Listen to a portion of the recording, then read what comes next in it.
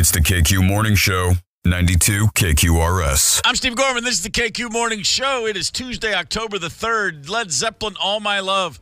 I can't hear that song, especially on the radio in the morning, and not think about the day after John Bonham died, because I was on my way to school. That song was on the radio, and I remember thinking, I don't hear Led Zeppelin on this station very often. And then my mom changed the station right to Paul Harvey, who then announced and told me John Bonham had died. God. Paul Harvey, good day. What if did he have the scoop, you think? I don't know if it was the scoop. For all I know, it was 2 days later. But, news traveled slowly back in 1980. Mm-hmm. But I remember thinking, we had the rock station on first. And so, but I hadn't heard that song. Oh, this is what it was. It was actually the full version. There was a single version without that keyboard solo. And that's what I was used to. And then I heard the full version, like we just heard, with John Paul Jones with that, sounds like a fart flute. That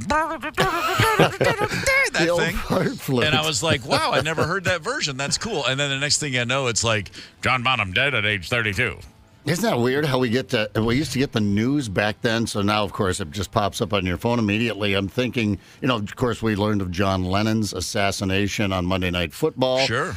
My mom laid out a real cliffhanger for us, picked Chris and I up from, I forget what it was, something from school, maybe it was football practice. We're driving home, and she said, oh, you guys, that guy you like on TV that you both like a lot and are always imitating, he's dead. We're like, who? What? Mom, who's dead?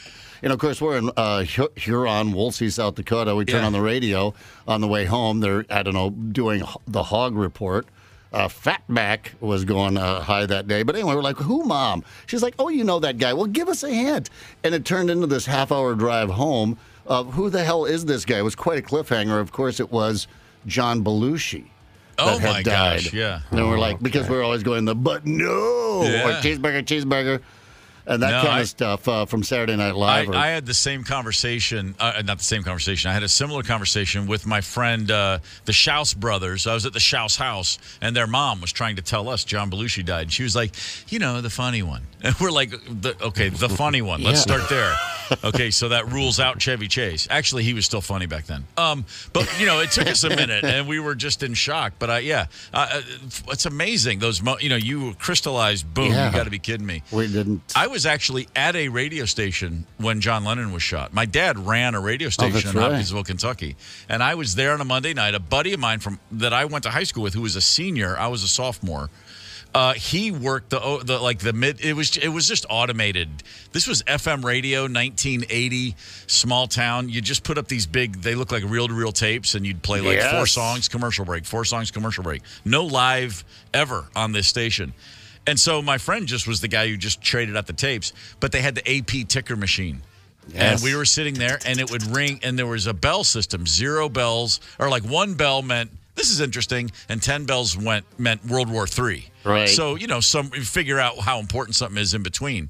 And it rang twice, ding, ding. And 2 is usually like, that's worth looking at, and we went over. And it said, AP, there's been a report that John Lennon's been shot. And we just looked at each other like, wait, what? And then 2 minutes later, it rang 3 times. Ding, ding, ding. John Lennon has been shot. He's on his way to Roosevelt Hospital. And we're like, whoa. And then there was a few more 3 dings.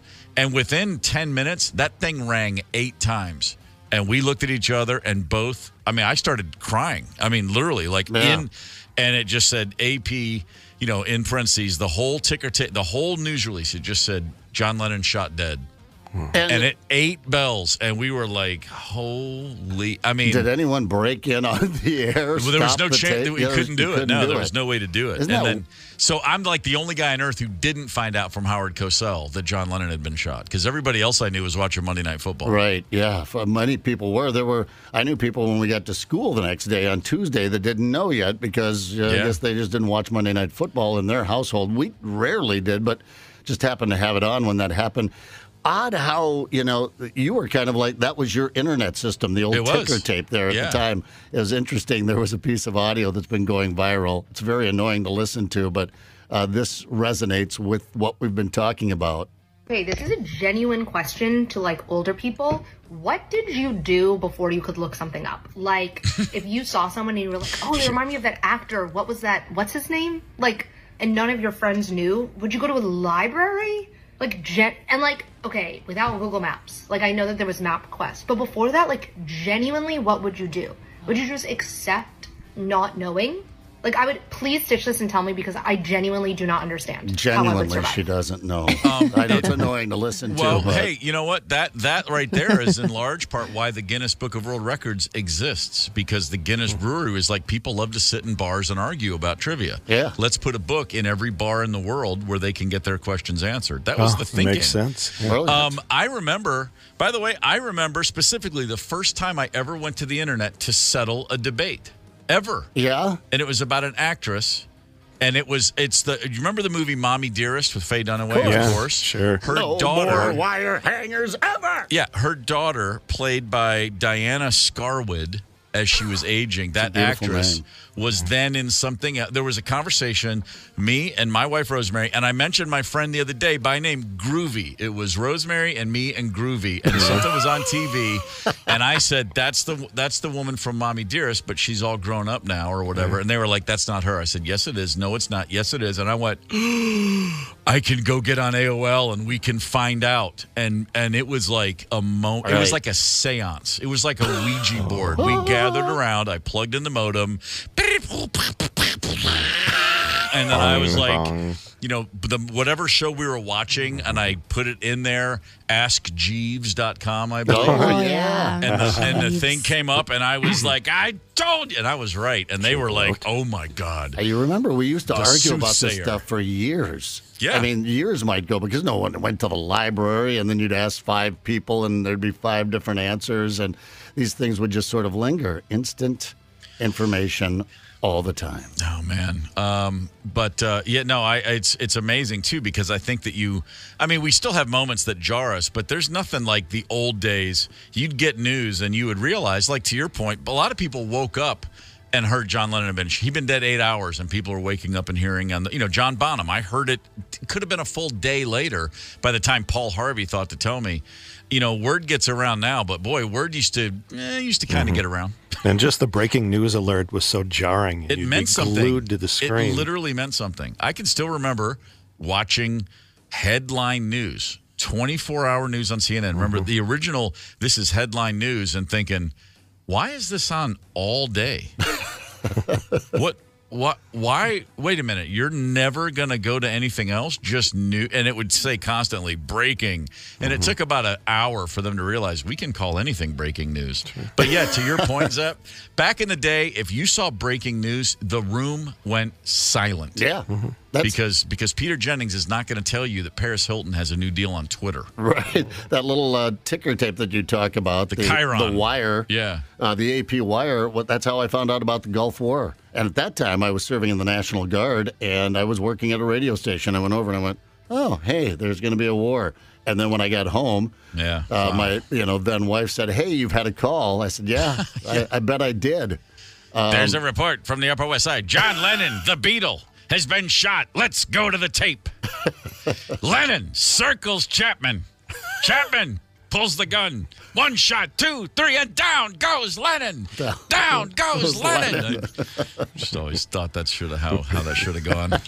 Sorry, I love John Lennon. If you can't have a laugh about the worst crime of the 20th century, what can you laugh about? Enough time has passed. Twins baseball. We got to get into this later in the show. I know we have other business to do right now, but there is a home playoff game today. And there's a lot going on at the stadium. All right, Mike Evans Hollywood Report. We've got that coming at 6:30, and Twins news. Hang tight. It's the KQ Morning Show, 92 KQRS. I'm Steve Gorman. This is the KQ Morning Show for Tuesday, October 3rd. We have playoff baseball in the Twin Cities today, but right now we have the Mike Evans Hollywood Report. Good morning, Mike. I'm feeling good about the Twinkies. I'm glad to hear that, brother. I'm a ho-ho man myself. Oh, See what I did there? See, I saw that. That's good. This report brought to you by Marcus Theaters. Sweet. Today's the day. Go see a movie. Spend only $6, a special 6 day, 20% off your concessions. Then make sure you go to watch the game. Or watch the game and then go to a movie. What a great double header you can have thanks to Marcus Theaters today. Okay. Love Nugget that went sideways, so now it can't be told. when Sean Penn and Madonna were married, Sean Penn wanted a traditional marriage with Madonna, at least for a couple of years, stay home, cook, have babies. Well, after about 6 months of arguing about that, Madonna moved out and finally ended the marriage in about 3 years. Nah, it's just you got two Leos. It's not going to work. Not going to work. No. That was for Candace. There you go. Police have opened up another investigation on Russell Brand. This one involving another woman, charging him with stalking and being and sexual harassment. So we'll see how that plays out. Russell being Russell. There you go. Movie news. Hollywood is buzzing about Killers of the Flower Moon. This could be the biggest movie of its type since The Godfather. Opens on October 20th, directed by Martin Scorsese. It stars Leonardo DiCaprio, Robert De Niro, Brendan Fraser, Jesse Plemons, John Lithgow. I could go on and on. This is the true story set in the 1920s about members of the Oklahoma Osage Indians who were murdered under very mysterious circumstances, sparking the first real major FBI investigation headed by the young new leader of the FBI, J. Edgar Hoover. This is going to be a huge movie, great actors, great story, great writing, great film. However, Steve. Yeah. 206 minutes, translation 3 hours 26 minutes. If it's if it's good, who cares? I mean, seriously. If it's quality throughout, if Hoover, Hoover's going to show up, he'll be wearing lingerie under that business suit. We all know that. You got. Hey, by the way, Jason Isbell and Sturgill Simpson make appearances in this film. Absolutely. I could have gone on and on. Yeah. TV news. I'm very serious about this. Every American should see the 2010 miniseries. It's one season, 10 episodes, called The Pacific. It's produced by Steven Spielberg and Tom Hanks. It's the true story about the 1st Marines and their 2 years of fighting in the Pacific Theater during World War II. Yep. You get to know these real soldiers. They were people that really lived, their real names, their backgrounds, what happened to them. Yeah. It is true. It is gut-wrenching. It's on Netflix. For me, I say every American should see The Pacific. The Pacific, the only knock against the Pacific was that it wasn't as good as Band of Brothers, but that's an impossible bar. Just watched The Pacific myself for the first time earlier this year, Mike. I agree. It was great. Fabulous. On a related nugget, the rapper Shaggy, Drew Carey, Steve McQueen, and Golden Girl B. Arthur were all United States Marines. I did not know that. I knew B. Arthur and Carey. I did not know that Shaggy was a U.S. Marine. And Steve McQueen, yeah. Also Montel Williams, yeah. You know who else was? George Peppard, later of the A-Team. That's right, yeah. And why do I know that? Because Peppard was in my dad's unit at basic training. You're kidding. Paris Island, South Carolina, 1946, baby. Wow. That's great. Peppard and Gorman. That's your A-Team.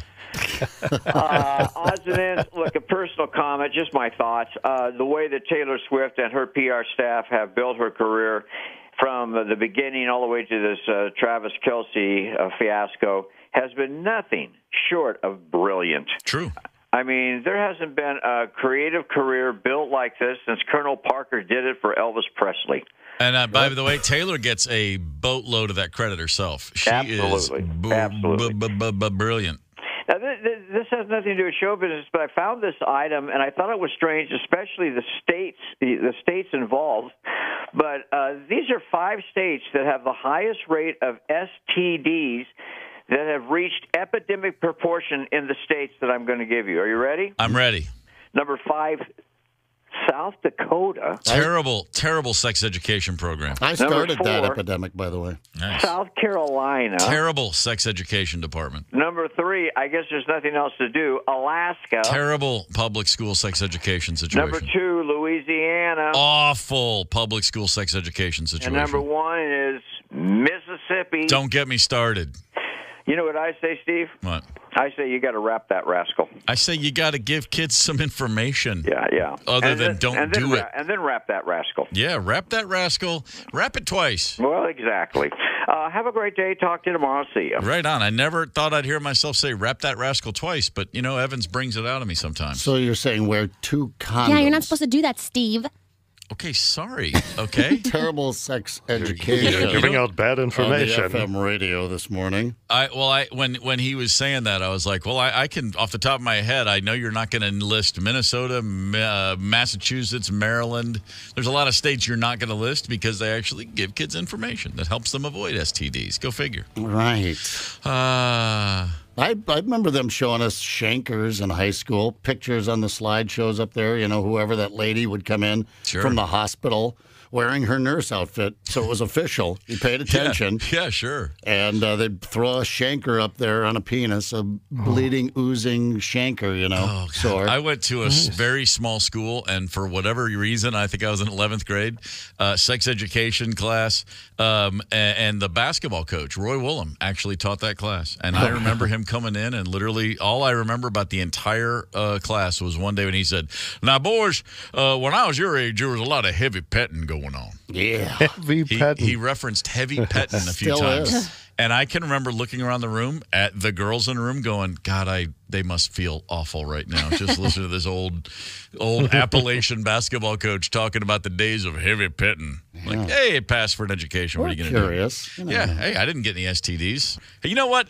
Let's look back at it. Let's widen the scope of our reminiscence. What's up? We've got to bring in Gorman. What happened to Gorman? He's right here. Yeah, he's right here. Hey, Steve. Oh, hey!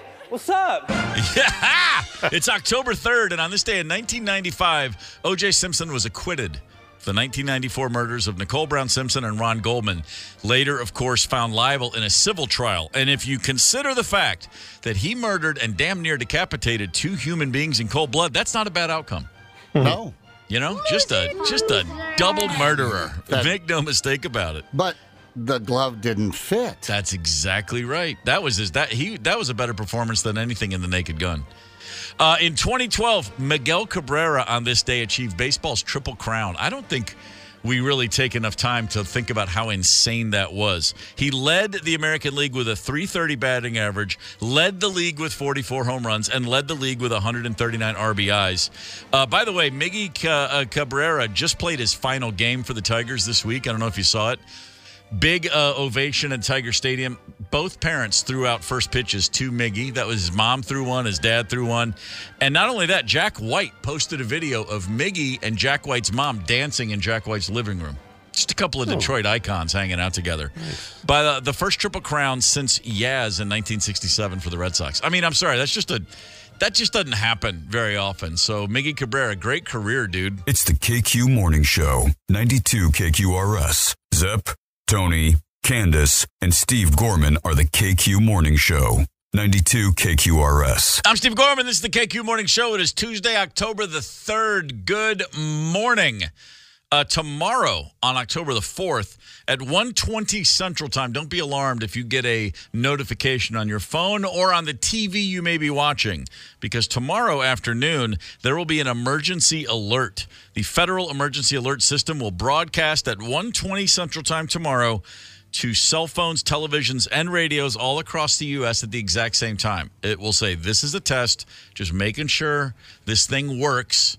On the heels of the disaster in Maui with the fire, people weren't notified, and several other things lately. I think it's a good thing for FEMA to go, oh, yeah, we got to make sure everybody's dialed in here. Yep. So at 1:20, that's going to happen. Whatever you're watching, whatever device you're on, don't freak out. Just giving you a little bit of a heads up. Now, that said, people are, of course, already on Twitter. My favorite tweet I've read in years. I'm just going to share it with you. Turn off your cell phones on October 4th. This EBS system is going to, quote, test using 5G. This will activate the Marburg virus in people who've been vaccinated. Sadly, some of them will turn into zombies. Well, let me tell you this right now. Sadly. From your lips to God's ears, we could use a little zombie clear out, couldn't we? Yeah, I think so. What the hell did I watch The Walking Dead for if not to be prepared for this moment in time? I'm so prepared. Double tap. I'm ready to picturing go for this. that a McDonald's ad will follow the alert. Yeah. That's exactly right. Yeah. This is exactly why I keep my weight down for the zombie apocalypse. Sure. I did find a hack online how to disable it already. Oh, attaboy. I did it. It's disabled. Now, that's a theory I can get It's not behind. going to wake me up from my nap tomorrow afternoon.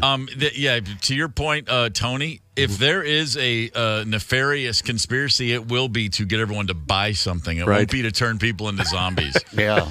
In the backward masking lawsuit, the good old days, the salad days in 80s and 90s when parents and the PMRC and people thought there was backward masking and backwards messaging on rock albums that were telling children to kill themselves. The great line ever from Bill Kerbishley, manager of The Who, was, if we were going to put a message backwards on our record, it would say, buy more of our records. It's just that simple. Yes, it is. We really think way too highly of people when we think there's something other than give me your money at the end of everything like that. That's always the deal. That is always the deal. Here's the deal today. At 3:38 p.m., by God, the Twins have a playoff baseball game at Target Field. This would be a great time to break that 18-game postseason losing streak that goes back to 2004. Yeah. Come on, fellas. Almost 600,000 seconds. Sorry? It's been over 600,000 seconds since they've won a playoff game. That would check out. A 3-game series against the Toronto Blue Jays begins today. 13 of those 18 losses came against the New York Yankees. I know.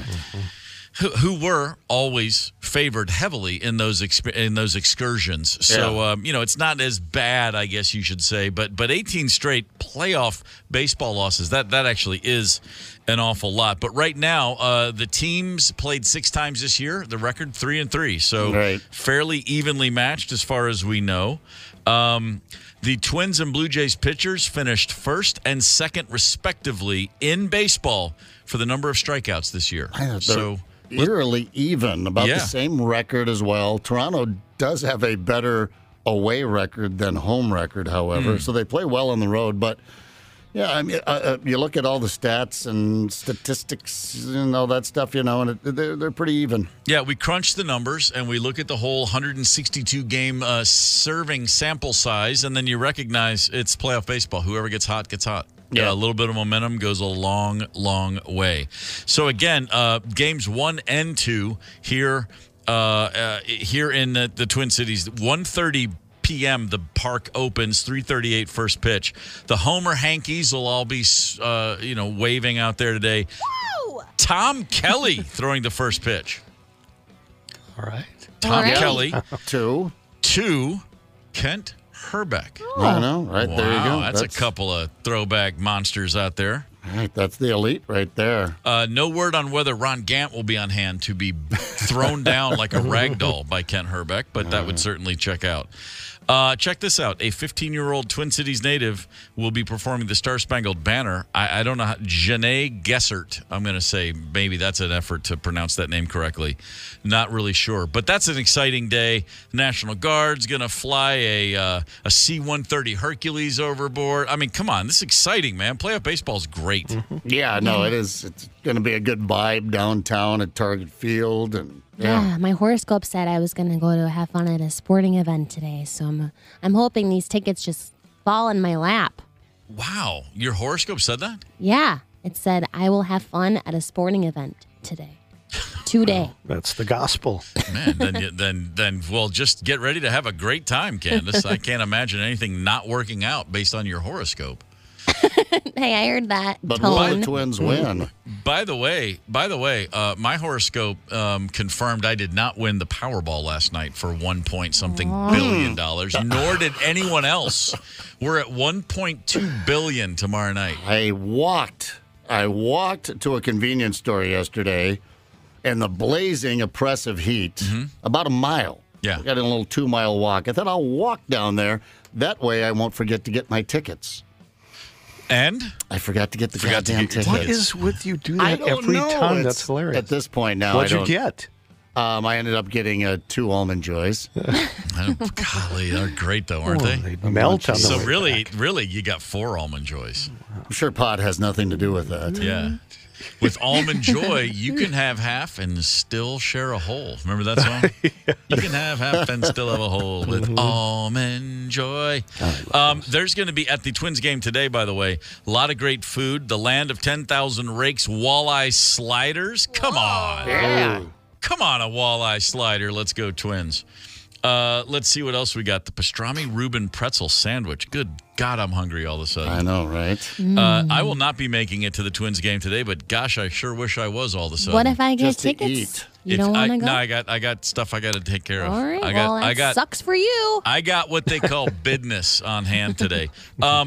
For the record, if I do win tomorrow's $1.2 billion Powerball, I'm going to buy the entire Foo Fighters stadium out.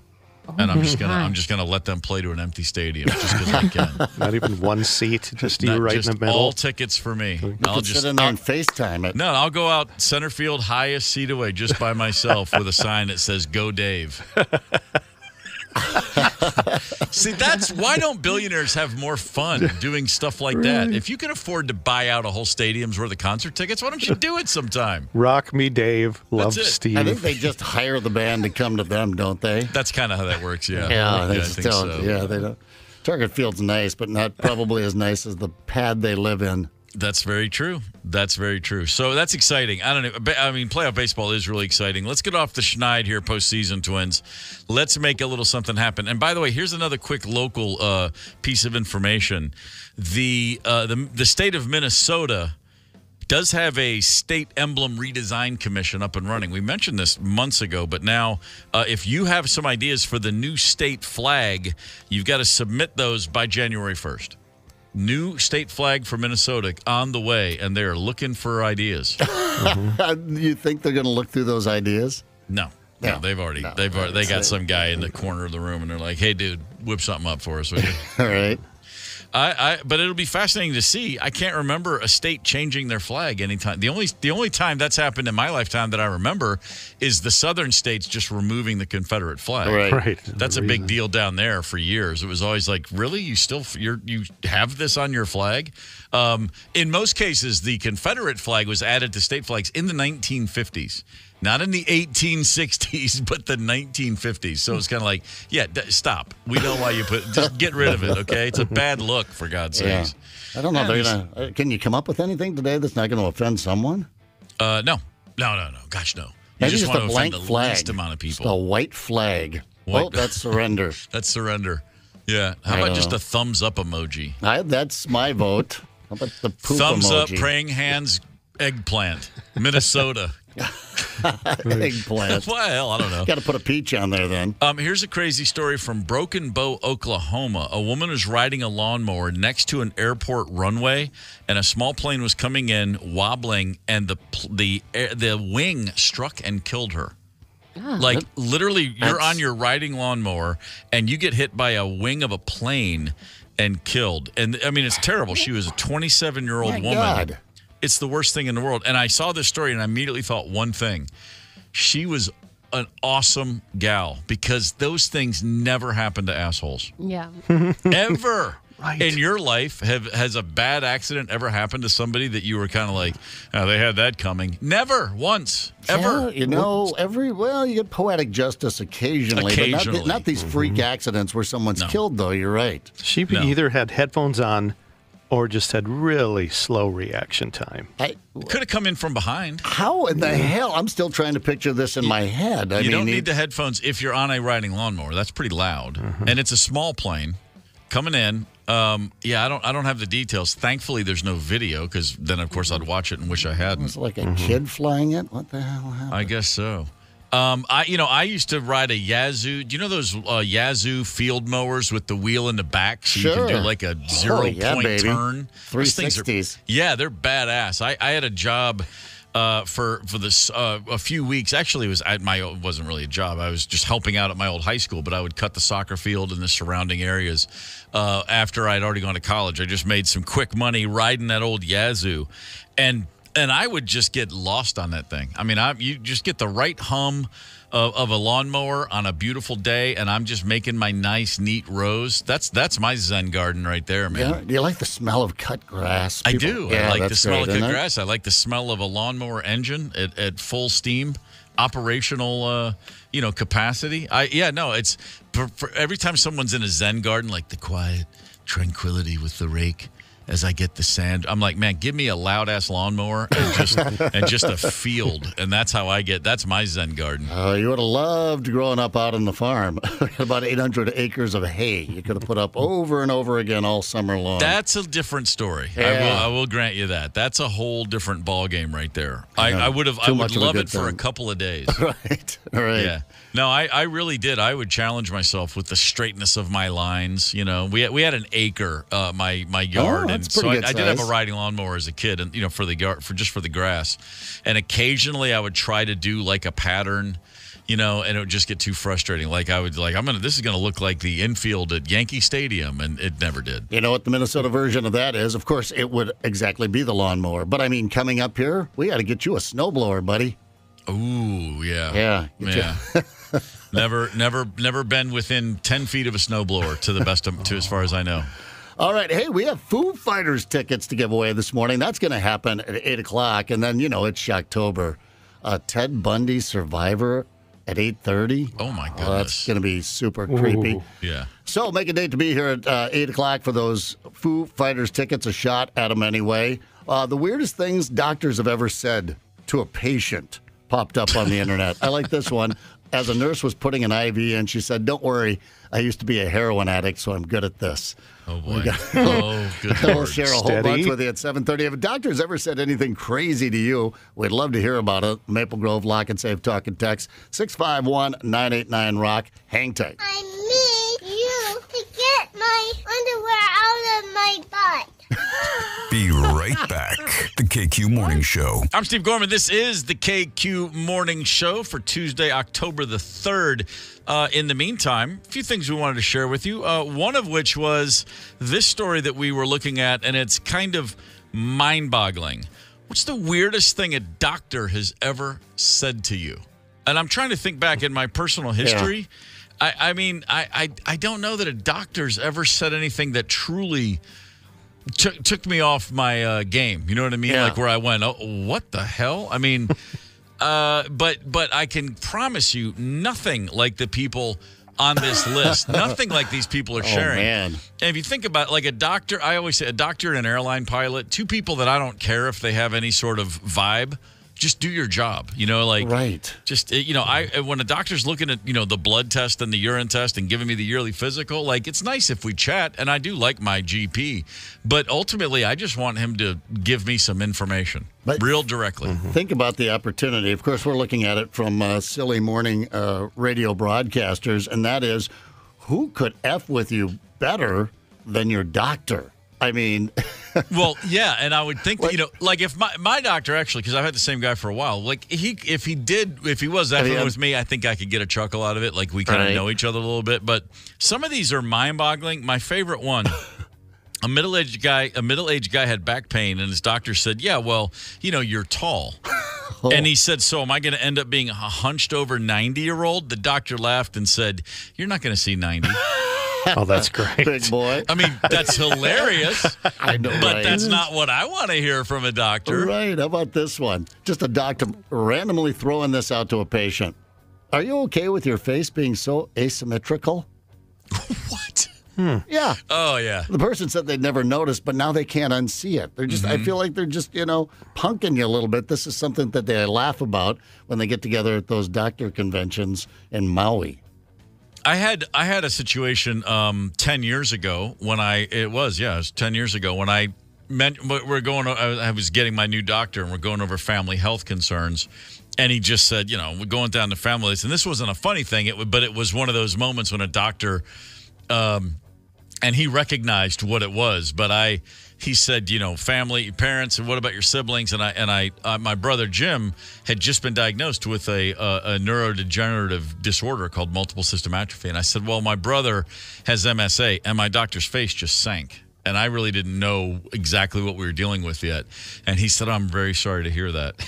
and then he saw my face, and he just said, I can give you some information about that. But he goes just straight through. He goes, there's nothing positive about that diagnosis. Like because I had literally just found out like 2 days earlier, I'd heard that term for the first time, and that was one of those. But it was turned out to be a very concerned and tender moment because he saw my face. But nothing like these. I'm just trying to think too. Yeah, I've never had I've been to the ER a few times. I've had broken bones. I don't think I've ever had anybody say anything quite like this. A doctor told a woman her metabolism was so slow that she would do really well in an apocalyptic situation. Good to know. Yeah, she'll outlive us all. She needs so much less. I did have a doctor say, "Oh my," one time. And if you put that into context, I was playing softball and I took a skipper right to the nuts. No, I was not wearing a nut cup. Yours. Dude. Yeah, the right one. It got a grapefruit size at least. And so I'm concerned and I go into urgent care. By the way, not one of my buddies, right in the middle of the game, all I got was, "Hey, dude, can you crawl off the field? We're trying to play ball here." And I had to drive myself to urgent care on a motorcycle. How quickly did it get to grapefruit size? Almost immediately. You rode a motorcycle with a grapefruit-sized testy. You have to hang it over the side. And went on the air that night with just a big bag of ice down my pants. But so I get to urgent care there in Uptown. And I go in, and it's a female doctor on duty. I'm like, "Oh, really? Well, so can my right ball is huge." So I get in there. She lays me down, and I've got sweatpants on. Now I've changed into sweatpants from my softball, uniform. Yeah. And she says, "All right, let's yank the shorts down there." And I pull the sweats down, and she has a little silver prong in her hand, and she goes, "Oh, my." The doctor said, "Oh my." She was stunned at the tiny size of your penis. Right. I think there was there was no penis. It was one large testicle. And besides, I don't know how to tell you this, Mr. Zepp, but your testicle has swallowed your penis. Yeah, she just touched it with the prong. She just touched it to make sure it was real and then said, "Oh my." What if she had touched it and it turned into like a tuning fork and just went I think we might have been onto something. C-sharp. Now we got to get the other one that big. Wow. We got a pair of bongos here. That would have been it. So that was shocking, but not. It pales in comparison. Talk about a bad sense of humor. Someone thought they had the flu. The doctor walked into the room eating a bowl of cereal, no less, and said, "Do you know what AIDS is? It's a virus, and there's no cure. But you have a different virus that's much more treatable." Okay. The doctor said that. This is when it's perfectly appropriate to bitch slap a doctor. Bitch slap that bowl of cereal right out of his hand and into his face. The Maple Grove Lock and Safe Talk and Text line 651-989 Rock. We're always happy to hear from you, Candace. We have a caller. Yes, and just so you know, there is a post on the KQ Facebook page. A lot of weird stuff that we're going to get into. Good. So share yours on there. And yes, we have Dan from White Bear on the line. Dan, good morning. Morning. What's happening? How are you guys today? We're great. Thank you very much. I've had a couple of things in the last year that not actually the doctor, but the nurses of the doctors have told me. Okay. I had a kidney transplant about 30 years ago, and every year I go in for a physical to see how I'm doing, and the nurse says, an average kidney only lasts about 15 years. So you probably shouldn't be with us anymore. What? So, uh-oh. And then about 2 months later, I also have a little bit of a heart problem, and I've been on a study drug. And I was on that study drug for 7 years, and the study ended in December, and now I'm just taking the drug. But anyways, the nurse says, the average person with this ailment only lasts about 3 to 3.5 years. You should have been dead 3 years ago. High five. Okay, you're a survivor. What in the world? Say it like it is. Man, well, listen, I guess we'll check in with us in 10 years when you're still laughing in everyone's face. That'll be great. That'll be good, yeah. Yeah. Okay. Thank you for the call, brother. Appreciate it. Yep, thanks. Boy, you're not kidding on the KQRS Facebook page. There's some wild things. Andrew wrote, "I'm 6'10". In my late teens, my doctor told me my life expectancy was much lower than average, and I would likely die young of a heart attack." To a teenager? He's not a Saint Bernard. He's a human being, for crying out loud. What about Sue's here? Sue, The doctor said to her, well, if I weighed 160 pounds, my feet would hurt too. You son of a... Oh, good Lord. Wow, right to the... Yeah, I've just been I've had a blessed life where I haven't had a doctor give me a reason to elbow a tooth out of his mouth. Yes. That's completely insane. Candace, we have another caller? Yes, Mary from Excelsior. Good morning, Mary.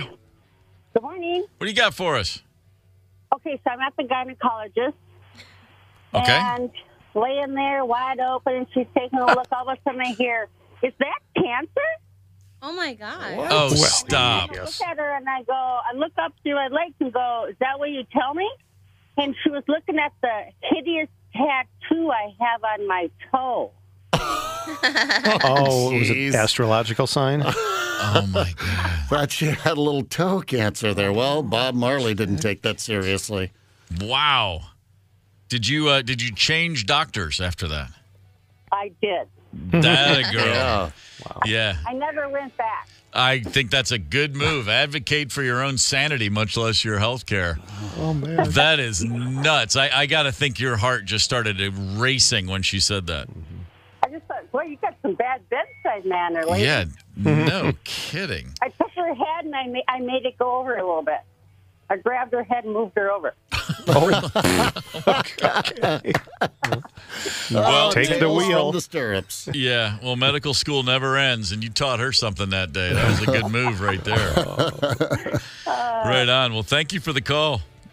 Yeah, take care, guys. That was great. Well, speaking of, here on Reddit, back to that post, weirdest things your doctor said to you. A woman didn't recognize her old gynecologist when he walked up to her at a store. So a little too loudly, he said, I'll give you a hint. Last time I saw you, your ankles were in the air. Oh. In the store. That's kind of come fuzzy. Yeah. Oh, this is a good one. Ava wrote, a doctor said to her, have you given any thought about implants? She said, I was at the dentist. Dental implants were just becoming a thing. He had to clarify. That reminds me, I did have a dentist one time. I had to get a root canal in the early 90s, and I went in, and my tooth was all messed up, and it was a lot of pain. But I just went in, and I said to the guy, I don't know why I cared, but I remember I said, oh, no, I fell, and it's just chipped this tooth, and now it's really painful in the gum. And I opened my mouth. This guy looks, he goes, what'd you really do? I was like, oh. And then I told him the truth. I opened 6 bottles of beer with my teeth. And along the way, a tooth just went, no, stop this, and chipped. That's elephant malt liquor, actually. Oh, my gosh. By the way, like I needed malt liquor. I was so drunk. I was like, I wonder if I could actually open a bottle with my teeth like they do in old Westerns. And I did 6 of them. And then I was like, hey, my tooth hurts and my mouth bleeding. Yeah, big bottle of that elephant malt liquor? Yeah. Oh, my gosh. That's really good. That was after a night at a bar in D.C. called the Ratskeller. And it's one of those bars that has like every beer on the planet, like literally hundreds of beers. And went in for a beer before dinner and then ended up just sitting there for hours and hours and hours. Me and one of the guys in my band. And at some point, we had to call. The hotel was right next door. And I went over. I didn't. I was going to say I was going to the payphone, but I couldn't even do that. The guy behind the counter called the hotel, let me call. And I called one of the other guys in the band. And I was like, we're next door. You need to bring us some money. Because we were just way too drunk and we didn't have anywhere near what the tab was. By the end of the night, after drinking however many beers it was at a time when I was drinking a lot, we were ordering like Belgian Trappist ales. Let's have one of these. You're just going down the list. Oh, just the worst, most incredible hangover of my young life. At a time when hangovers were easy, this was the first real, oh my God, what have I done to myself? Yeah, right. I'll never drink again.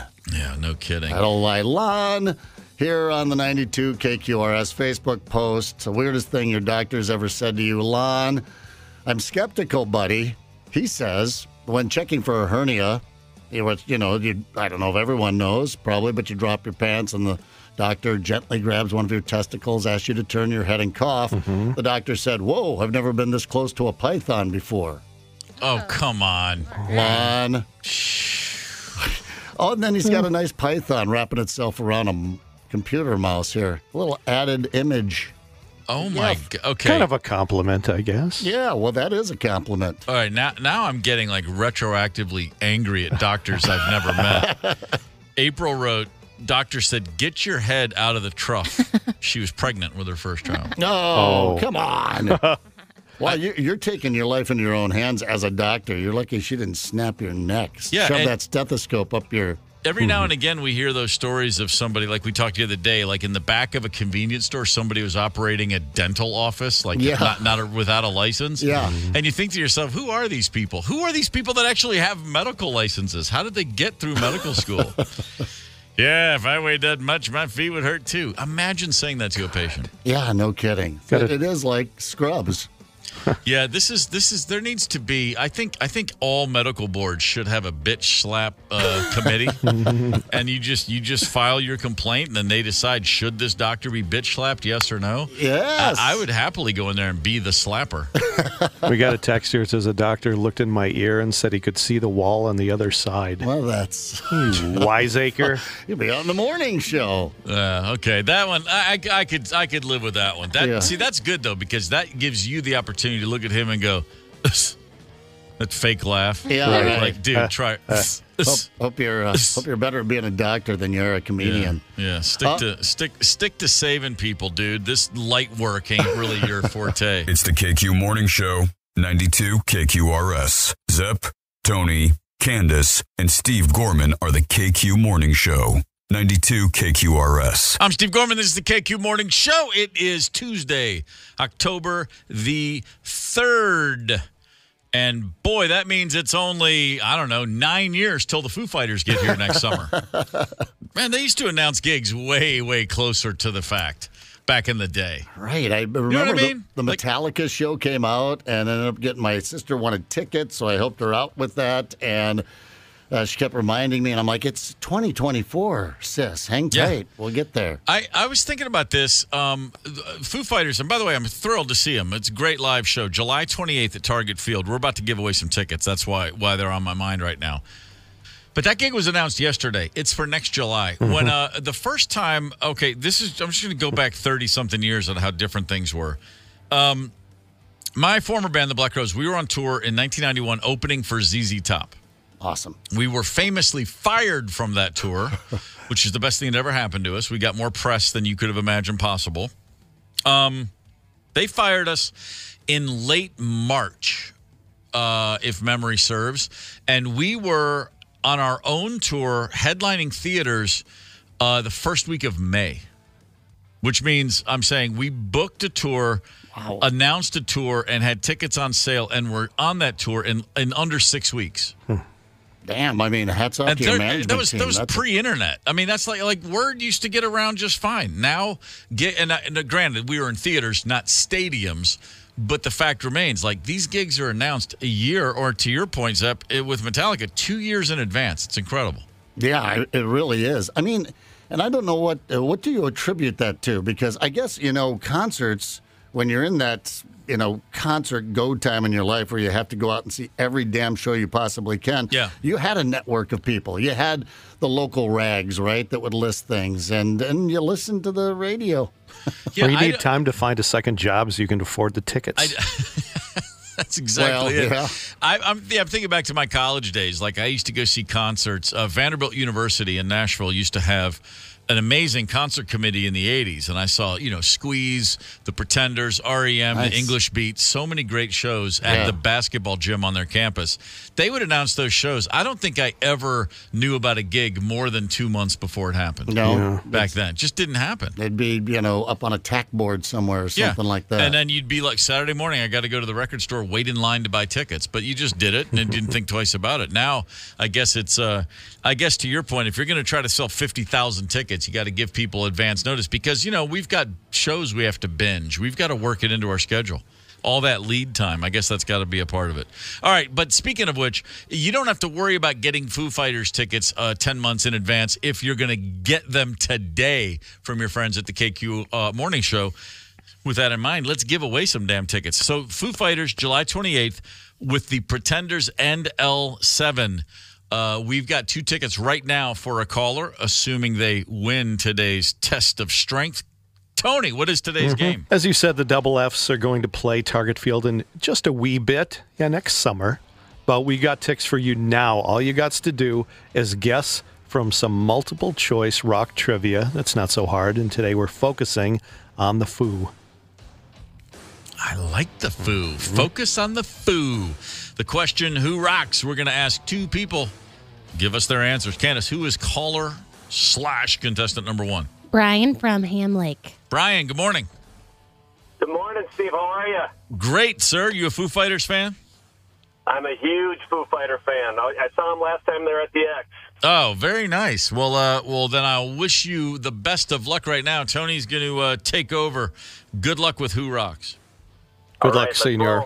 All right, let's go. Number one, Foo Fighters was formed in 1994 in Seattle by A, ex-Marine Sergeant Darnell Gold, B, ex-Nirvana drummer Dave Grohl, or C, ex-Karate Dojo manager Daito Goba. I would have to say that is B, Mr. Grohl. Well Nicely done, done. Brian. Yes. Without hesitation. Konnichiwa. I don't know. I took karate classes. I didn't learn much, but What belts you get? I didn't move on to a belt. Oh, I'm sorry. Sorry. Yeah, Just that's a painful. rope. Number two, a Foo Fighter was A, an ineffective cough syrup used to treat bronchitis, B, an ex-boxer who picked fights in dive bars, or C, a World War II era term pilots used for mysterious unidentified flying objects. Ooh. Let's go A. Oh, my goodness. Dang it. No, it's a Man. term for unidentified flying Yeah, objects. sure. The Foo Fighters. Dang it. Recently said he hates the name Foo Fighters. It's always been like, if I had any idea this thing was going to last. I like it. I love it. Yeah. And Brian said, dang it. Clean it up, mister. Number three, Foo Fighters enjoy including silly demands on their concert tour rider or stipulations given to the concert venue. Among them is A, all napkins backstage had to be folded in the shape of a trapezoid. B, there must be bowls of M&Ms with all the brown ones removed. Or C, the concert promoter has to buy the band underwear. Come on, we got to have something better than this. I got to go B. Sorry, that was Van Halen did that with the M&Ms. But yes, the Foo wanted the concert promoter to buy them underwear. Put that on their rider. Wow. I think that's funny as hell. Got to make sure they're paying attention. Mm-hmm. That was the whole. Isn't that what I thought that was the Black Crowes. Come on. No, we had an ounce of weed on the rider. But, Did you really? In the early 90s, yeah. Oh, that's funny. Yeah, just hey, why not ask? You don't ask. Number 4, the band's beloved drummer passed away last year. His name was A, Taylor Hawkins, B, Screamin' Jay Hawkins, or C, Mark Mothman. That is A. Yes, Taylor Hawkins. Very well done. And that's your set of 4, and you did very well, Brian. 2 for 4, Bri. Which around here is winning numbers more often than not. So don't be down on yourself for not knowing the origin of the band name. Candace, who is caller number 2? We have Mark from St. Paul. Mark, good morning. Hey, good morning, guys. You a Foo Fighters fan, Mark? My wife is a huge Foo Fighters fan, so if I get this wrong, I'm screwed. Yeah, even better. It's one thing to be feeling pressure that you're putting on yourself, but boy, the wife pressure. This is intense, brother. Breathe deeply, you, man. You have no idea. And think about this: if you do well, you could be screwed too. Wow. There you go. See, there's always a bonus. That's how that works. Ever the optimist. Best of luck, sir. Tony, take it away. Thanks, man. Number 1, the band, because the host was such a devoted fan, played on this show's very last episode. A, Live with Regis and Kathy Lee. B, Late Night with David Letterman. C, Wake Up Seattle with Fraser Crane. Letterman. That's right. Bingo. Yeah, they played Everlong. It was Dave's favorite band. Number 2, the band's logo featuring 2 interlocked F's was A, copied from the logo of the children's book series Farmhouse Fiona. B, designed by founder Dave Grohl, who has a background in graphic arts. Or C, designed by Courtney Love, who always said she didn't give 2 F's. I'm going to go with Dave Grohl. Yeah, There you go. He's a talented fella. Let's go back to Farmhouse Fiona. Is that what you said? Not the very popular Bear series. couldn't deliver that one without laughing at himself. For a good time. For a good time, Farmhouse Fiona. Oh, my God. Number 3, Dave Grohl's then 5-year-old daughter received her very first piano lesson from A, the ghost of Dave's grandfather, B, Herbie Hancock, or C, Paul McCartney. Paul McCartney. Yes, sir. Wow. Now you can Fair breathe. enough. I can breathe. Oh. Your last one, sir. The Foo Fighters song Walking After You was written for the soundtrack of what movie? Was it A, Breakin' 2, Electric Boogaloo, B, X-Files the movie, or C, The English Patient? The English Patient? What? What's your guess? Was that the English Patient? Oh, I'm sorry. It was X-Files the movie. That would have really rocked the English Patient. That would have been a turn no one saw coming. Would have been a little jarring. I mean, a guy can hope, right? Yeah, that's all right, man. That was a gimme anyway. We've just received words the war is over. Let's rock! Texas burned victim back to England. Screw that. By the way, screw that guy in English Patient. He's willing to lose the war to the Nazis for love. Right. I'm supposed to cheer for this guy? Anyway, Mark, 3 for 4, sir. That is a winning performance. Congratulations. You, well, I should say your wife has 2 tickets to see the Foo Fighters. Yeah. I hope she includes you in that night. Brian, Hey, you know what, if I can, shout out to my wife, Becky. She's a teacher for St. Paul Public Schools. She works with all the special needs kids, and she deserves this. Oh, she does. Way to go, Becky. Right on, Becky. Have a great time at Foo Fighters. We're really glad that worked out. Mark, well done, sir. Brian, 2 for 4, not quite enough today, but we're not going to let you go empty-handed. Runner-up prize, a couple tickets to see St. Thomas versus the U. Hockey doubleheader, Friday, October 13th. Whew, baby. Congratulations, both of you gentlemen. All right, hockey tickets and Foo Fighters tickets. Nice. My God, it doesn't get any more Minnesota than that. Concert tickets, hockey tickets. You guys were talking about concert riders. So Springsteen had to cancel the rest of his tour because of those, what do they call them, peptic ulcers? Yeah. Someone released his tour rider for some reason. And includes 6 bottles of quality beer. Okay. Bruce himself also requires chicken soup with lots of broth before the show. He wants 16 cold, fresh shrimp with homemade seafood sauce, 2 bags of rolled gold pretzels, no substitutions. He also needs hand-squeezed lemon juice, 6 hard-boiled eggs, the yolks removed, peeled and sliced apples, cubed watermelon, a massage therapist, and a manicurist who can do, quote, a man and a woman's acrylic nail work. So Jersey. Must be rolled gold. Yeah, so Jersey and so gassy. My God. I know those Hard-boiled eggs. Ew.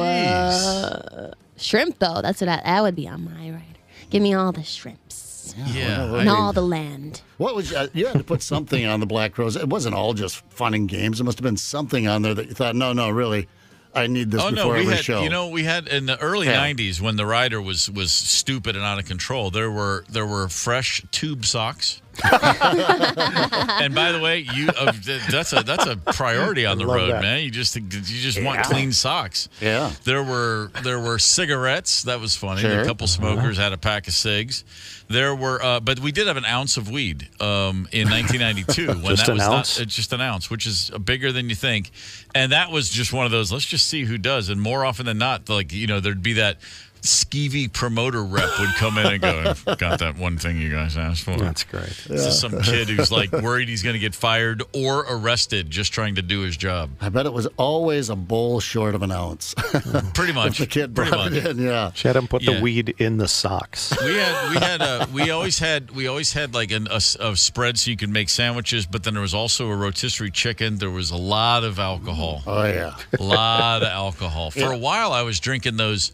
And I look back now and laugh because it's just awful beer, but those Foster's oil cans. Sure. Oh, Yeah, I enjoyed that. I just enjoyed the girth of that can. Yes, they're big. Yeah. So there were 6 of those on the rider just for me. That's what I drink during the show. You're a big guy and you like big beer portions. Yeah, I noticed you just- brought up elephant malt liquor earlier. Yeah, sure. Well, you got to, it's like I said before, there was a time when I used to ride a Vespa scooter, and that was fine until I saw a reflection in a mirror. Oh, my God. And I realized it's out, and so I'd look at a regular can of beer, and then I put that Foster's in there. I was like, that fits better. That just makes more sense. You see Andre the Giant with a beer can in his hand? Oh, That's yes. always It's the a greatest thimble. thing ever. Isn't it? All right, gang, we got to get serious here. Ted Bundy survivor Kathy Kleiner Rubin. Can you imagine surviving Ted Bundy? Yeah, she's going to join us at 8:30 to talk about her memoir, A Light in the Dark, Surviving More Than Ted Bundy. Hang tight. You were nothing but a scurvy little spider. It's the KQ Morning Show, 92 KQRS. Zep, Tony, Candace, and Steve Gorman are the KQ Morning Show, 92 KQRS. I'm Steve Gorman. This is the KQ Morning Show. It is Tuesday, October the 3rd.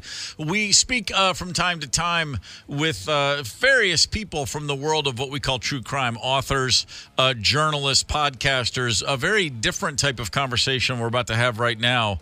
On the horn, Kathy Kleiner Rubin, who is a motivational speaker, a woman who specializes in survivor impact. In addition to health concerns throughout her years, Kathy Kleiner was a member of the Chi Omega sorority at Florida State University. Ted Bundy, arguably, I would say probably the most well-known serial killer in American history, attacked several of Kathy Kleiner's sorority sisters and Kathy herself. Kathy was the one survivor. She is now on the phone with us. Kathy, I appreciate you taking the time to call us. Good morning. Good morning. Thank you for inviting me. You are more than used to the fact that people hear your story or recognize you, your photo, and take a deep breath. You are part of one of the most iconic and horrifying stories in American history.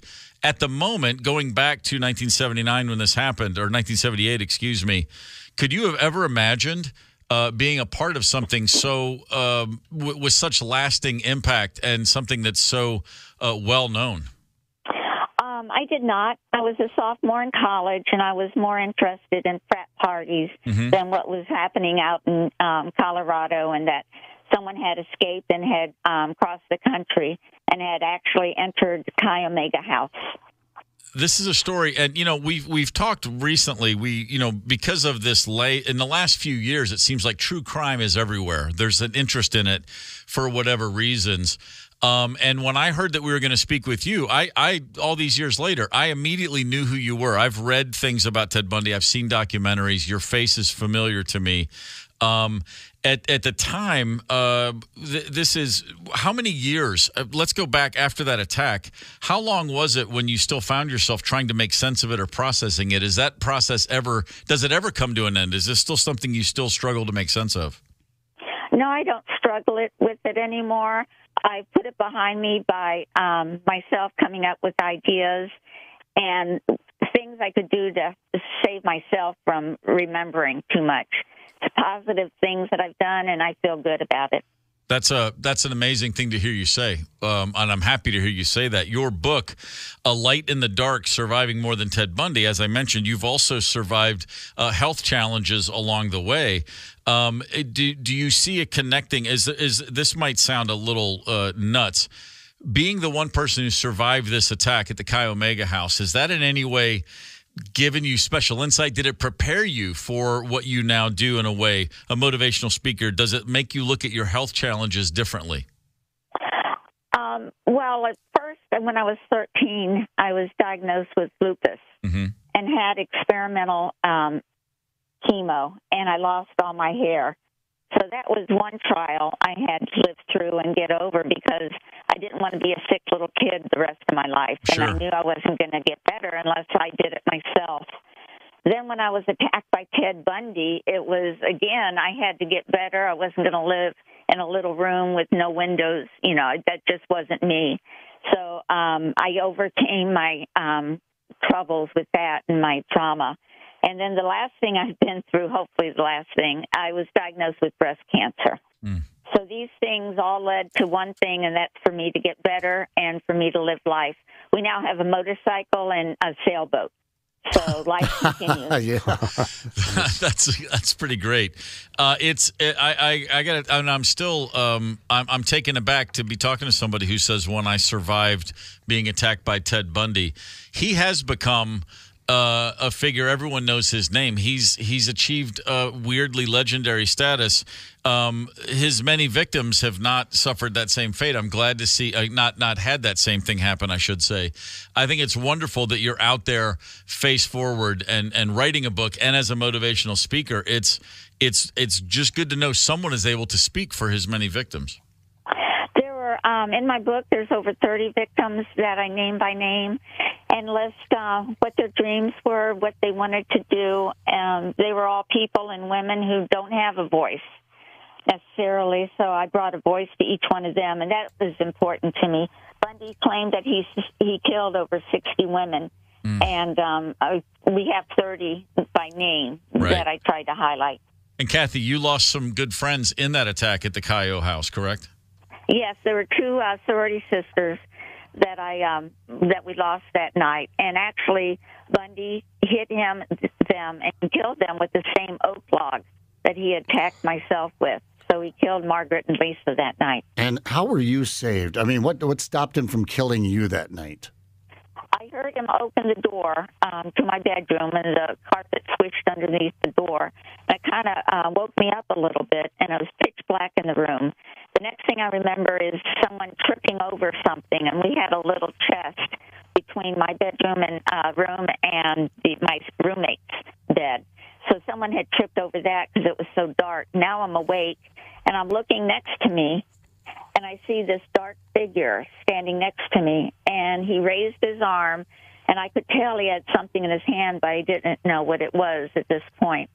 And he slashed the log on my face so hard, it tore my cheek open. It broke my jaw in 3 places.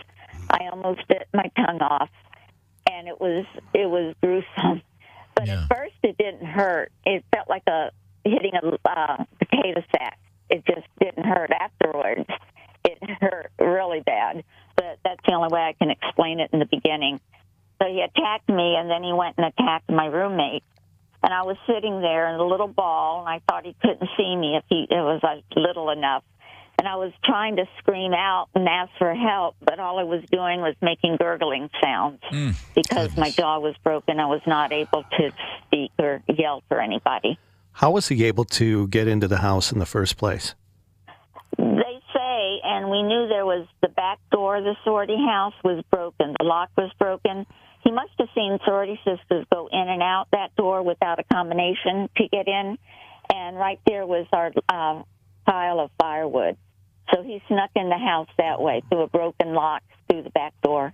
Kathy, there was some time between that attack and when he was ultimately arrested. Were you in the hospital for that entire time, and do you remember hearing the news he'd been apprehended?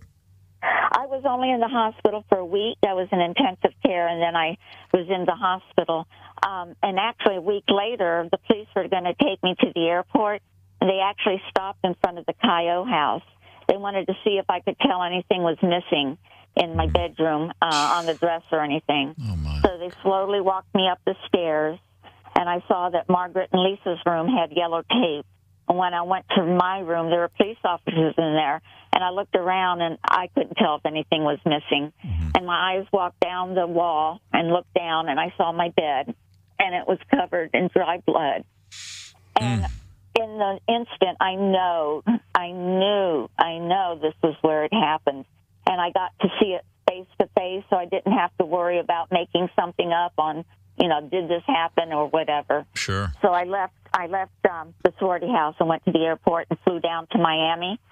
They caught Bundy a couple of weeks later on a traffic violation in Tallahassee when he was, in Pensacola when he was leaving. And they stopped him, and the police at the sorority house in Tallahassee, Ken Casares, kept him until things worked out. In 1978, they did not have fingerprints in the system, so it took them a while to find the fingerprints from him. We're talking with Kathy Kleiner Rubin, who has a book out called A Light in the Dark, Surviving More Than Ted Bundy, the one survivor who was attacked at the Chi Omega sorority house in January of 1978 at Florida State University. Did you follow his trial closely? Actually, I was at his trial in 1979. I went to the deposition, that I had to go and testify. And Bundy was actually at the end of the table when I went into the room. And I didn't talk to him directly. I was answering questions from the prosecution and the defense, but I saw him clearly. And he was sitting there looking so smug in a blue jacket. The next time I got to see him was at the grand jury. And again, he was sitting at the end of the table as he asked me questions. And this time he looked just like bored. He just didn't want to be there. And then the last time was when I testified at the trial. Mm-hmm. And again, I'm in the witness box, and he's at the end of the table at the jury table. And one of the things they asked me was, "Is this the man you saw in your room that night?" And I had to say I don't know because I didn't see his face. Right. I'll offer this on behalf of all of us here. Retroactively, so amazed at your ability to do that, what courage that must have taken. I cannot begin to imagine, I don't think any of us could, what it felt like to be in a room with him. It was, I wasn't scared at all. I knew I was okay and I was protected, and I never thought he'd jump over the table and try to attack me or anything. It was a very controlled situation. And afterwards, I actually left the courtroom and almost threw up. I'm not surprised to hear that. Wow. I had been so just excited and everything. That's the way it hit me. Of course. Kathy, so you are you go around and you speak to audiences to this day. You've given dozens of interviews. You know, as I said, you're a name, and your face is something I'm familiar with, and I wouldn't consider myself someone who's paid super close attention to this story, but even peripherally. Are there certain groups that you find are the hardest to discuss this with, or is there? I mean, do you talk to college groups a lot about this, or is there?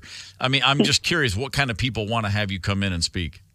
Actually, colleges are my number one amount of people that ask me to talk, and a lot of young women are true crime followers. Sure. So, being a young woman, I teach them I speak to them about how if they're attacked or if they're going through something or they've been through trauma, that it's not their fault.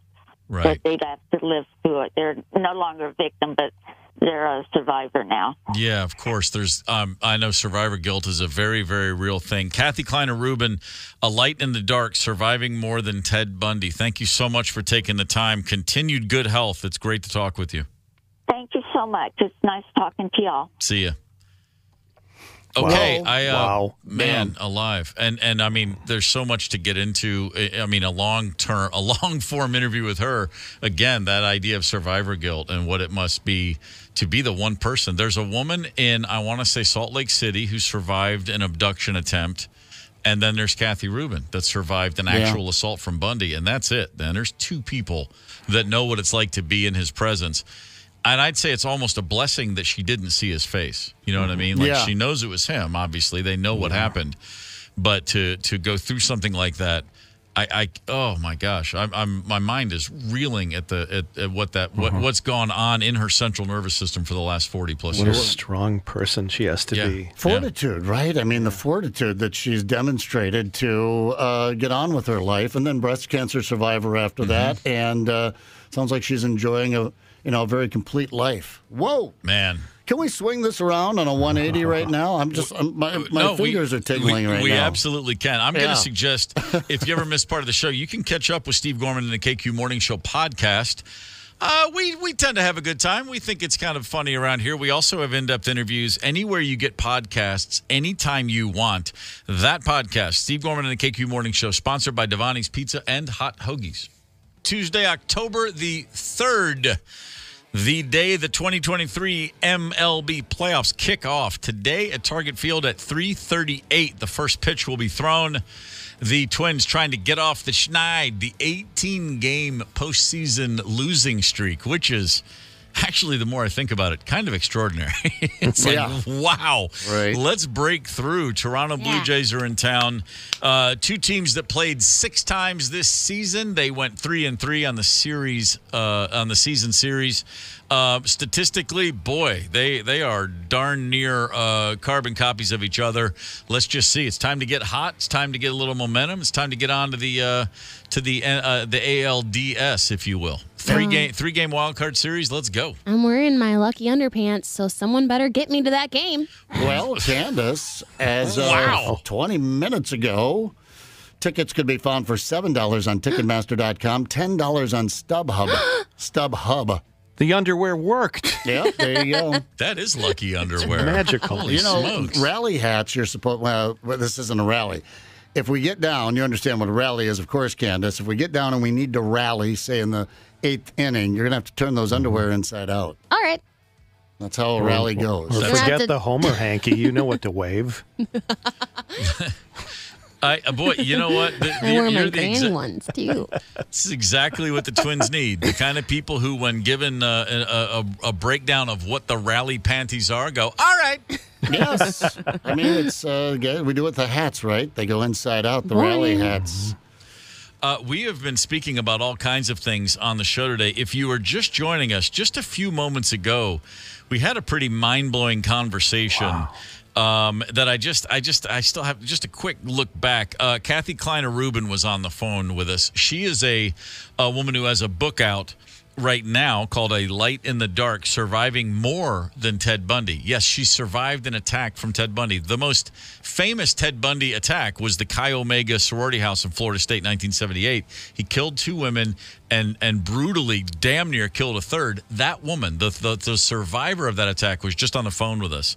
And a pretty inspirational person, to say the very least. She's a motivational speaker. Get up, get on with it. How to, get you the rest of your life to make sense when you've been through something so traumatic. Tony and I were just talking during the break, and I just had to say it. You just don't know who you're dealing with. Ted Bundy's this iconic, most legendary serial killer probably ever. Good-looking guy, a political operative in Seattle, a young guy on his way up at the time. And everywhere he went, people just immediately were like, oh, it couldn't be Ted. Oh, look at him. He's got it all. He's a normal-looking guy. And I've just got to share this thought. I know 2 people personally in my life that I know of who have killed somebody. I mean, I wasn't friends with either one of them, but I dealt with them both on several occasions, had conversations enough. And in both times was like, there's something a little off about that guy. Mm-hmm. But I didn't, I'm not saying I sensed it. I'm not a dog who sniffed out the murder gene, but it was like, yeah, it's always something a little weird about that guy. And then 2 times, I mean, you just don't know who's who. So I'm sorry. I'm just looking at you, Zep. What's going on over there? You're looking a little weird to me today. Here's the thing with me. I'm obvious. I'm the obvious serial killer on the team. So it's not me. You know who it is right over there on your left-hand side. Smiling Tony Lee. How are you? Obviously, yeah. Steve. I mean, that would just be a slam dunk if it were me. Criminal experts believe there are as many as 2,000 active serial killers just in the United States. I just can't. Boy, in a world of smartphones, it's got to be harder and harder to cover your tracks like that. Mm-hmm. Yeah, I guess. I mean, back in the day, a guy like Bundy, he busts out of the Aspen County Jail, and he just somehow makes it to Ann Arbor, Michigan, and then all the way down to Tallahassee without being caught. No chance that happens nowadays. And they've just picked him up by chance on a traffic stop. Yeah, always in the Volkswagen Beetle too. Every time, the guy would always get back to the Beetle. Earlier on the show, we were talking about doctors' comments, some of the craziest things doctors have ever said to patients. Here's the thing that blew me away. We just saw an article online with a few posts that were funny, and then we threw it out there. The KQRS Facebook page exploded with bizarre comments from doctors. I mean, it's just a woman named Robin shared, I went to my first OB appointment with a new doctor. He looks at me and says, well, this is a geriatric pregnancy now, isn't it? She was 40. Geriatric pregnancy now. Wow. And then someone wrote back, that's actually a medical term, but sorry. You know what? You should know that we don't know that's a medical term if that's true. Yeah, bizarre thing to say. Yeah, it's a bizarre thing to say. I like the I like the doctor that came out and just grabbed a cigarette out of someone's shirt pocket. Joe said, not to me, but after my surgery, my doctor went to tell my hubby how everything went. My hubby had a pack of cigs in his shirt pocket. The doctor reached in, grabbed one, and said, shh, don't tell anyone. You wanted to light up? Yeah. When our son Colin was born in New York City, the next morning at the hospital, the pediatrician comes in to check on him. Not the OB, not the delivering nurse, but just the staff pediatrician, just a guy who comes in and checks out your baby, I should say. And we loved this guy. We lived in Brooklyn. The hospital was in Manhattan. If we had if we had lived closer, we would have totally had this guy as our pediatrician because he was this old guy. You could tell he'd seen it all, like gray-haired, grizzled. He talked like this. All right, let's take a look at that baby. He's like an SNL character. And he just said, he's great. I'm like, are you sure? I want to make sure he's all pretty. He's like, And he just had this thing about don't worry about it. The only thing wrong with this baby is you're going to worry too much about him and give him neuroses. He would say stuff like that, but he was great. But the whole time I couldn't help but notice he just smelled like a tobacco factory. He's clearly a chain smoker. And I'm like, you are a pediatrician and you're just crushing lung darts one after the other in between visits with brand new babies. But he was awesome. Well, if you go back to the early Flintstone cartoons, 4 out of 5 doctors said Winston's, helped with respiratory illnesses. Yeah, he and Barney were lighting up. Yeah, right. I don't even know if it was Winston's, something like that.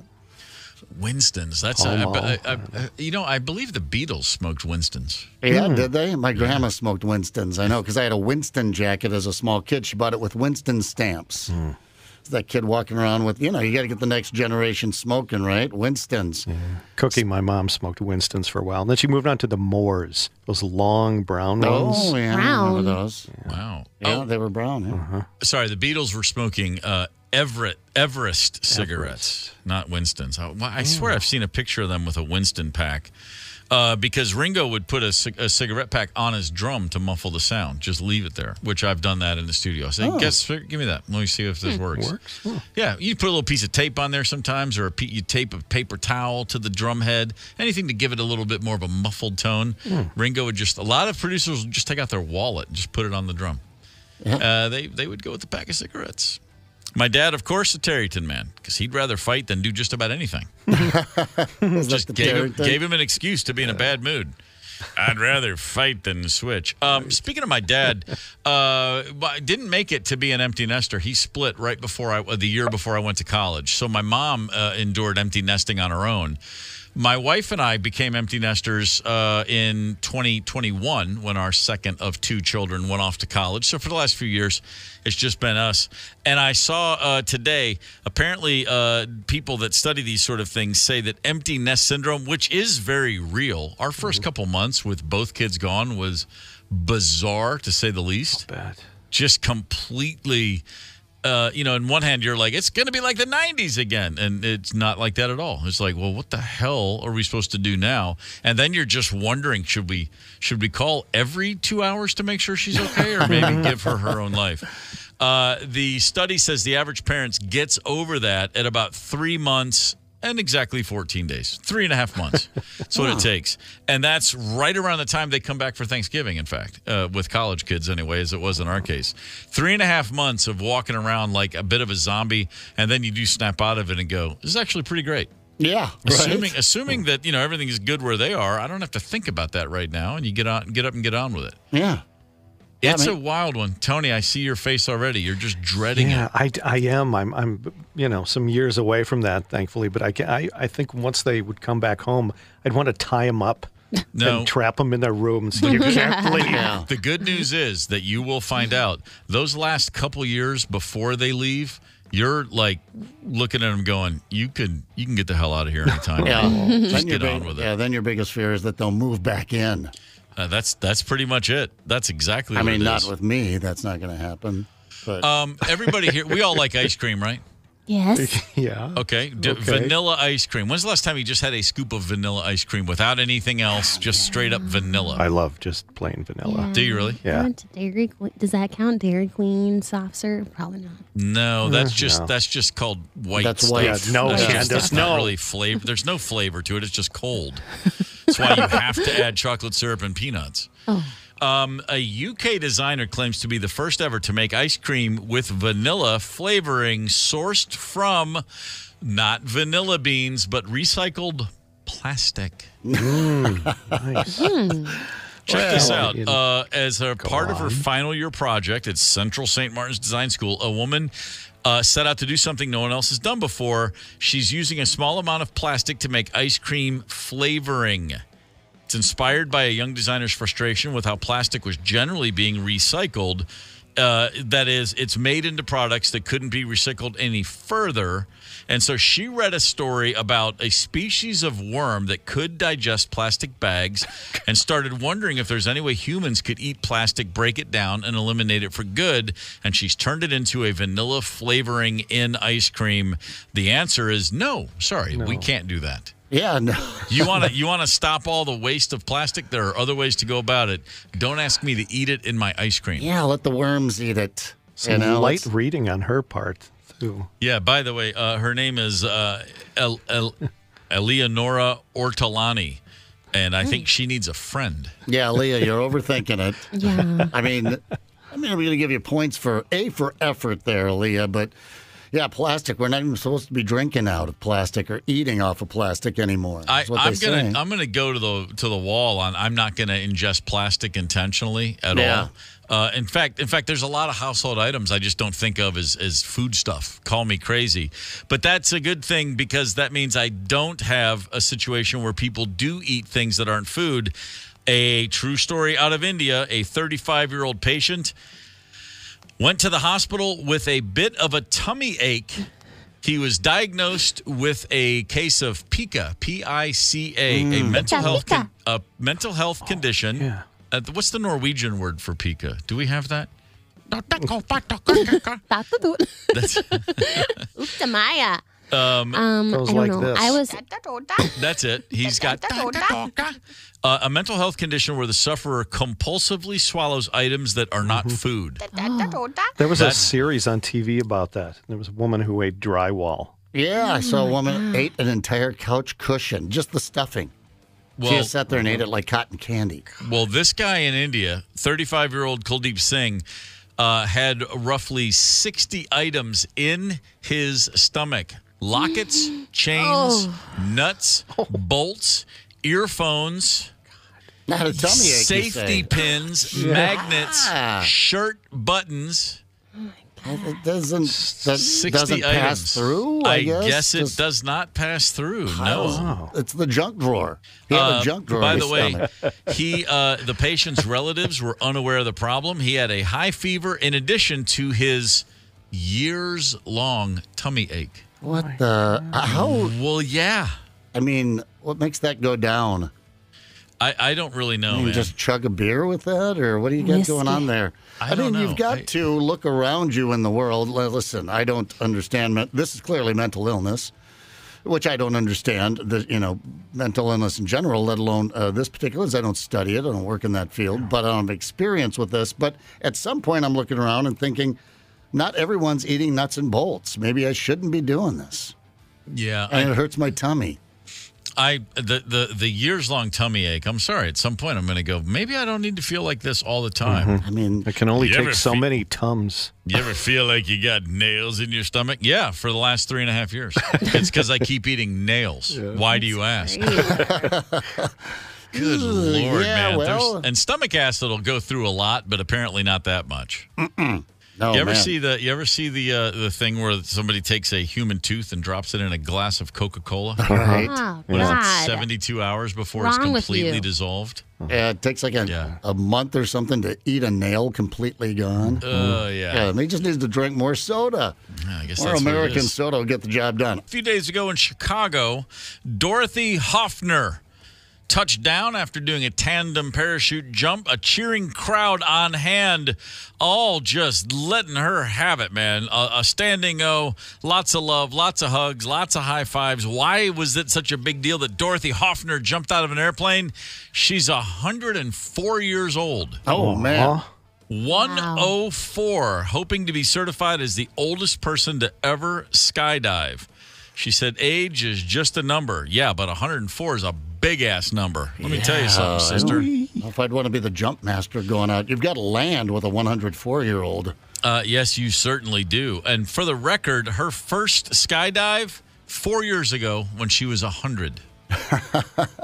Well, you've got nothing to lose, right? I got a think taste for it. I think that's what that means. That is just absolutely incredible. I mean, I'm more impressed with the doing it for the first time at 100 than I am for doing it at 104. Because at 100, you know, most of us you expect would go like, I've made it this long without jumping out of an airplane and take it the exact opposite direction. She was like, oh, crap, I made it this long and haven't jumped out of an airplane. It's kind of like when I was 29 and thought, I haven't done acid yet, and I'm almost 30. I better get on that. It's kind of like that, but different, I guess. I'm a daredevil. It's a little bit different. Man, Dorothy, rock it on, man. That's great. Well, you lose your, what do they call it, inhibitions when you get that old, right? Apparently so. Right. Let's let that one sit right there. I don't want to go down that road any further than we have to. The Twins at 3:38 today. The first pitch will be thrown out. They will be taking on the Toronto Blue Jays in a wild card 3-game series. Man, that's exciting. Twins baseball. Let's get a win, shall we? Yeah. Tony, you wanted to share something to do with those Minnesota Twins with us.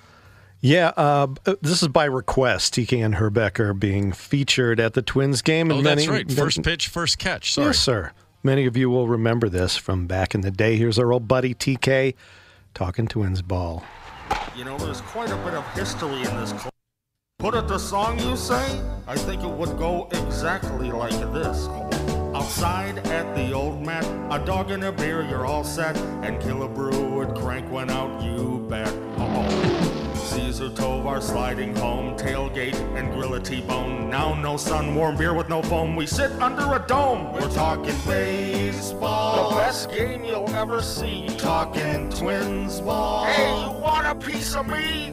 Carew, Antonio, and Frankie V.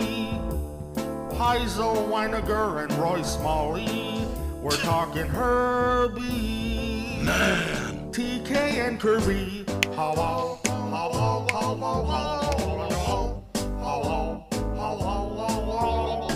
stuff a big wad of chew, spit and grab your Johnson too. You can be a kid again, it's true. Jeez. Frosty malt in a cup, Halsey Hall coughing it up. We won it all twice, that's all. So besides the Mega Mall, you gotta see Twins ball. Baylor knocks it foul. We're talking Twins ball. Steve Braun and Huskin Powell, Bostock and Disco Denny Ford, Mack and Laudner and Zoilo with a Z. We're talking Herbie, man, TK and Kirby.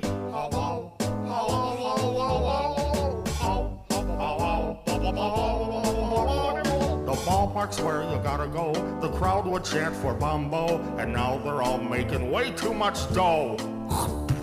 Erickson is doing the town. Blyleven is laying them down.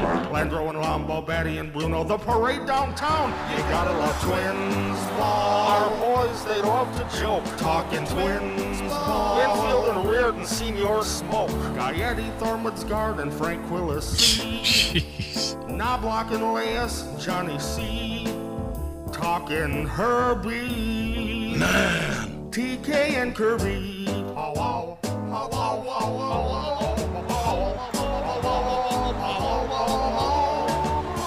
Hey, shut the hell up. Come on, let's update that thing with some 23 action. Let's get a win today, guys. Could use a new verse, couldn't it? That's pretty incredible. You're looking a little puzzled. Here's the deal on that. TK, he was kind of monotone, and it was kind of hard to imitate his voice.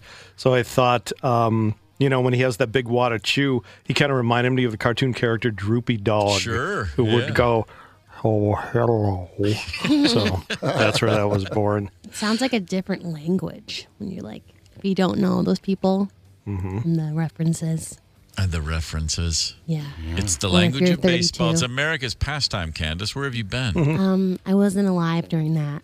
No, she was not. Last championship, My bad. 91. Yep. You were alive in the fall of 91. Not my soul. Oh, come on. You were with us. What, you're spring of 91, right? Yes. Yeah, see? That was just a little guy, you know? Just a little guy.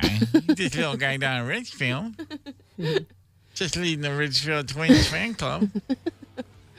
I'm Candace. I'm from Richfield. And if you're a Twins fan, you can join me for the Candace's Richfield Twins fan club. We're ready for a Candace bit, I think. Baby Can. Come on. My name's Candace, and I like the Twins. I wasn't here for 87, but I've heard all the stories. Oh, my God. And I love the Twins. And Zach Morris is wonderful, man, from St. Paul. I want some caramels. But Minneapolis is better than St. Paul. Local legend Zach Morris led the Twins to a victory right after I was born. I'm in the Richfield Twins. What am I doing? No, I just blacked out. Someone's like, I think someone bumped their head. They're talking like they're from Richfield. That's how people in Richfield talk, right? Yeah. I was down there once. They're like, hey, Steve, what are you looking for? It's like, wow, Richfield's lit. So you ever tried Richfield liquors? I gotta go to the liquor store in Richfield. I'm a Twins fan, like Candace. I don't even know what's happening here. Why don't we look back? So what's up? We've got to bring in Gorman. What happened to Gorman? He's right here. Yeah, he's right here. Hey, Steve. Oh, hey! What's up? Oh, I'll tell you what's up. On this day in 1995, O.J. Simpson was driven from the Los Angeles County courtroom where he had spent the better part of a year on international television. He was driven to his home a free man. He was acquitted on this day in 1995 for the double murders. He was later found liable in a civil trial, but literally, if you're going to kill two people with a knife in cold blood because you're a frickin' sociopath, you could do a lot worse than being sprung. Golly, it still blows my mind. But, you know, hey, there's always context. Got to look at all the other things. The only guy I can think of who actually did the crime and was framed. Those cops they tried their best to get that guy railroaded. They just should have focused on the fact that he actually did it. Right. Yeah. Show us the evidence. Go figure. On this day in 2012, Miguel Cabrera of the Detroit Tigers achieved baseball's Triple Crown, leading the American League in batting average, home runs, and RBIs. First guy to do it since Carl Yastrzemski in 1967. And I think we just kind of forget that is an incredible accomplishment. A Triple Crown in baseball does not come around that often. It's like a Triple Crown in horse racing. Every now and again, it's like, holy crap. Well done, Miggy Cabrera. He just retired, played his last game the other day in Detroit in Tiger Stadium, and he received a first pitch from both his mom and his dad. A really nice moment. Mm-hmm. That's pretty great. The KQ Morning Show, 92 KQRS.